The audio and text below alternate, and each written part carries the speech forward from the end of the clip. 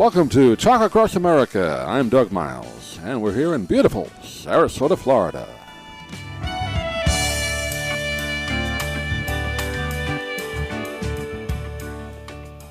And joining us on our Book Talk segment, great to welcome back the best-selling author of many great novels, particularly mystery novels, and this one is called Dead Man Running. This is part of his Alex McKnight series, an Alex McKnight novel. We're joined today by best-selling author Steve Hamilton on the telephone from up in New York, I believe. And Steve, good to talk with you again. How you been?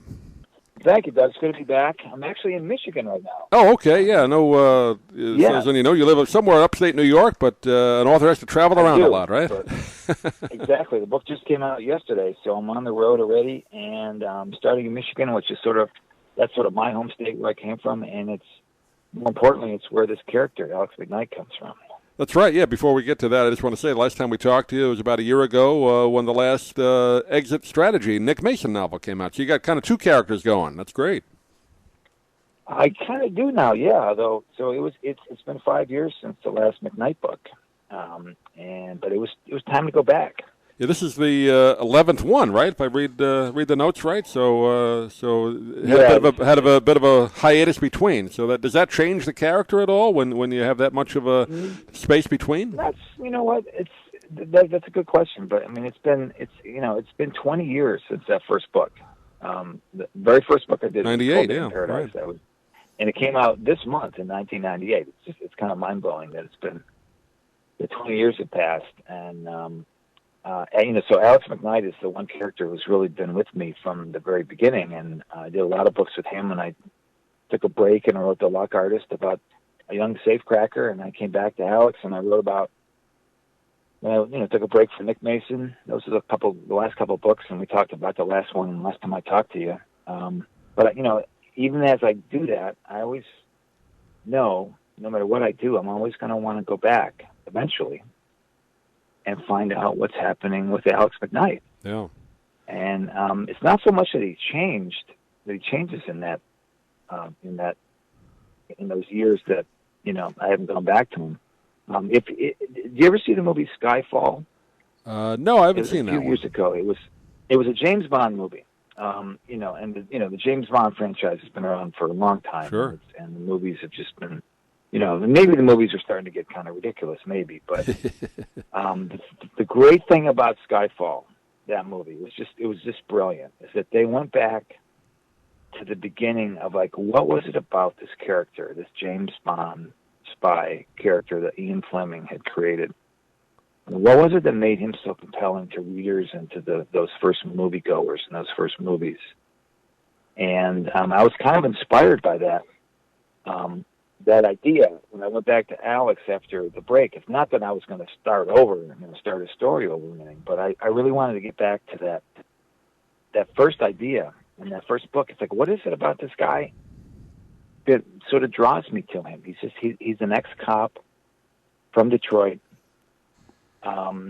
His partner is killed, and he leaves the force, and he just sort of goes to the most remote place he can find, which is this real-life little town called Paradise, Michigan, way up on the shores of Lake Superior. And the whole point of that first book is that you can't run away from your life. It's still going to come back and find you. And then in all the books since then, it's just all about Alex just helping people who need him, because that's the one thing that he has to do. He just tries to make things right. And so when I come back to him, it's just what was it about that first book that really made him compelling to me? And what kind of adventure can he get in pretty much just all by himself? This isn't about any of his friends and all that this time. It's just about him. And this ends up being really the worst nightmare that he's ever gone through. Yeah, again, I don't like to give away too much, but it kind of begins, right? There's somebody on a cruise, and they're checking their home through a security camera feed. They see a dead body, and I'll let you go from there. Yeah, it's a kind of an unlikely beginning. It's where's Alex in this story? It starts out with this stranger on a cruise ship in the Mediterranean, and he checks the video camera, and something's not right. He checks the bedroom camera, and there's something's really not right. There's a dead body in bed. So from the first scene, you're seeing this crime from very, very far away. And then the next chapter, we're right up close, and you see this guy that they caught, and he tells the FBI agents that there's another victim out there, but she's still alive, and he will take them to her, but on one condition: they have to go to Michigan, and they have to find this ex-con, Alex McKnight, and have to bring him with them. Which is, imagine FBI agents showing up at your door with that story. But for Alex, really the big mystery is that he has no idea why this guy would choose it. Because as far as he knows, he has no connection to him whatsoever. And even when he flies out there, this guy seems to know everything about his life. Where he went to school, where he played baseball, when he was a cop. And yet still, Alex has no idea. He's like gone into this nightmare that goes across the whole country, with some big surprises at the end. Yeah, it's great setup, a great kind of twists in there as well, and makes for great thrilling ride like that. That's what you do in these types of books. Is it? I guess obviously it's a challenge to kind of come up with different plot lines, but now in the 11th entry, I guess you're always kind of thinking of ways to have this character get involved, right? Yeah, you look at real life events, you look at things that happen, you just start to imagine as a crime writer, it's a weird kind of perspective. You walk around thinking to yourself, what's the worst thing that could happen right here, right now? And that's sort of how you build these ideas for a good crime novel. You mentioned before, the break you took, with the other character, and Alex McKnight was, for about 5 years or so. When you decide to write this particular book, do you have to kind of go back in your notes and remember things that about this character, or does that kind of stay with you as over the years? I really didn't have to. I mean, this is Alex. I've known him for 20 years. Mm-hmm. It really felt like I was coming back to an old friend, and we picked right back up. I didn't have to. Really didn't miss a beat, and I think it'll always be that way. Yeah, and obviously the character grows as you grow, right, as a writer. So things evolve that way, and so that like the character of 20 years ago, he's 20 years older. So I guess he's 20 years older as the character, right? That changes a little bit. Well, yeah, kind of. But you have to sort of fudge the time a little bit. Mm-hmm. You have to make that so he sort of lives in the day present. But he was. It's kind of funny. He was a little bit older than me when I first started back in '98. Right. So I think I've kind of caught up to him now. Well, it's a great book and a great premise for a book. And again, I know the fans out there of the character is going to enjoy it. It's called Dead Man Running, an Alex McKnight novel. And we've been talking with Steve Hamilton today on a busy book tour. And Steve, again, give out your website for people that don't have it. They get more information on this book.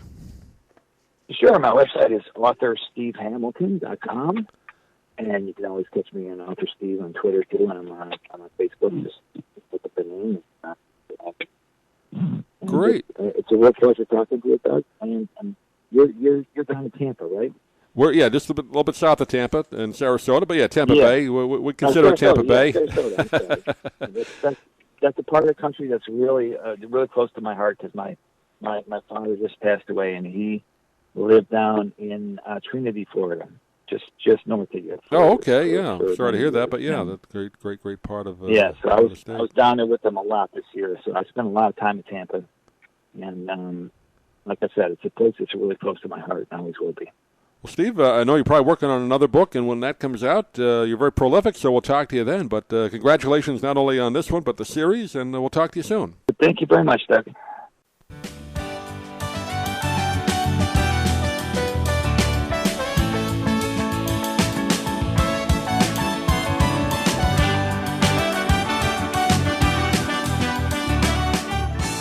Thank you for joining us today on Talk Across America. Please visit our website at dougmilesmedia.com for more great interviews and content. And if you're interested in any of the books we talk about on the program, please click the Amazon link on our website. It helps support the podcast. Thanks for listening. We'll see you again real soon here from beautiful Sarasota, Florida.